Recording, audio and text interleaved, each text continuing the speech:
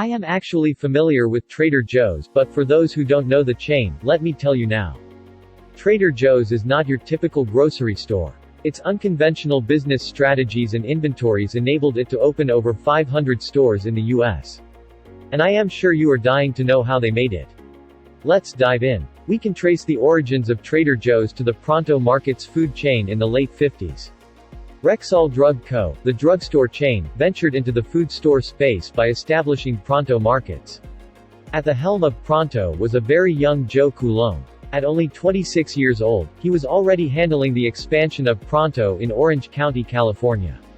Rexall executives were impressed by Coulombe's leadership skills during his 3-year tenure at Rexall, and they had no doubts he was the right man for the job.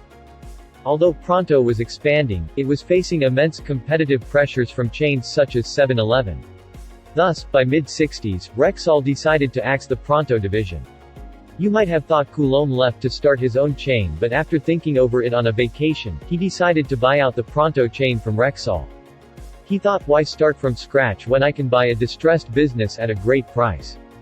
The biggest challenge he faced was competing effectively with the growing 7-Eleven. He knew he had to offer a differentiated buying experience to survive. And might I remind you that he did not have the financial resources that 7-Eleven had. Coulombe came up with an ingenious marketing plan by analyzing social trends. First, he found that consumers were becoming more sophisticated and were looking for new buying experiences. Then, he reasoned that the boom in global travel would prime Americans to new cultures, and hence new types of food. He thus found his niche, appealing to well-educated people who were traveling more. The first Trader Joe's was thus opened in South Pasadena in 1967, and the rest of the Pronto stores converted. His initial plan called for repositioning the chain as an upscale store, selling gourmet groceries and party supplies. He wanted to create an atmosphere where customers could leave their problems at the door. Store employees even started wearing Hawaiian shirts as a tribute to the tiki bar culture of the 50s. However, Orange County suffered from an economic downturn in the early 70s when the aerospace industry collapsed. Coulombe quickly found that his target customers no longer had the disposable income to spend in upscale stores.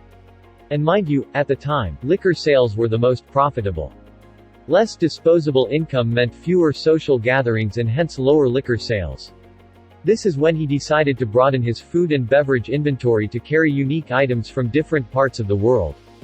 In the meantime, Coulombe was testing various marketing strategies. In the end, what really piqued consumers' interest was Coulombe's fearless flyer, originally called Trader Joe's Insider Report. The report was in form of a Mad-style magazine which featured consumer reports and commentaries about environmental awareness. As it became an immediate hit with customers, the chain began carrying more environmentally friendly products. Sales and profits were rising up until 1976, when California legislators deregulated the supermarket industry. Since the Depression, markets were promised a profit from the sales of liquor and milk, but the deregulation ended that. A lot of small convenience stores relied on these items' sales to survive, up to the point they would advertise other items below cost just to get customers through the door. Coulombe once again innovated to survive in an environment where small mom-and-pop stores were closing. His stores carried upscale, trendy, hard-to-find beers and wines, which immediately found success. Over time, he expanded his inventory to carry pastas, seafood, vegetables and snacks as well. His innovative concept caught the eye of the Albrecht family, the owners of Aldi discount stores, who bought Trader Joe's in 1979. With Coulombe still acting as CEO, the chain grew in the 80s by adapting to consumer tastes. The chain still carried the unique beers and wines, but more perishables and dry food occupied shelf space. The fearless flyer was still used as the primary marketing tool to drive sales. Most importantly, Coulombe kept consumers' interest by continuously changing the inventory. You might think that constantly changing items is costly. But Trader Joe's managed to keep prices at an affordable level. The chain used internally generated funds to fund growth. The low-cost, clever marketing tactics also helped save money. But what had the most impact was its range of private label products, which made up the majority of its inventory. The chain had its own branded items that were supplied by small contractors, who most often sold discontinued items to Trader Joe's at a discount. And that's what was behind the genius inventory cycle essentially.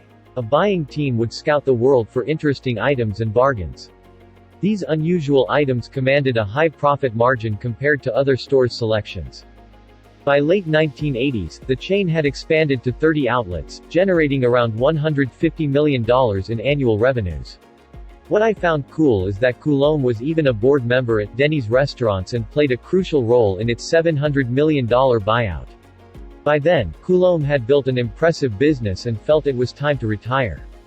In 1988, he passed on the reins to John Shields, a friend whom he has known for over 40 years since they met at Stanford University. Under Shields' leadership, inventory kept broadening to include dairy products, frozen foods and bakery items. Shields took expansion to another level, moving outside California. And the well-oiled Fearless Flyer still proved to be an effective marketing tool. By mid-1990, there were stores in Oregon and Washington, and sales reached $600 million. Then began the expansion on the East Coast, with stores opening in Boston and New York. They had to switch distribution of their flyers to in-stores and online rather than mail as delivery costs were mounting amid the expansion. The chain continued to expand into the new millennium, with plans to expand in the Midwest. Since the chain was carrying more items, the store size expanded to around 8,000 to 10,000 square feet, which is tiny compared to Walmart's or Costco's over 100,000 square feet stores. But that makes Trader Joe's the grocery chain with the highest sales per square foot.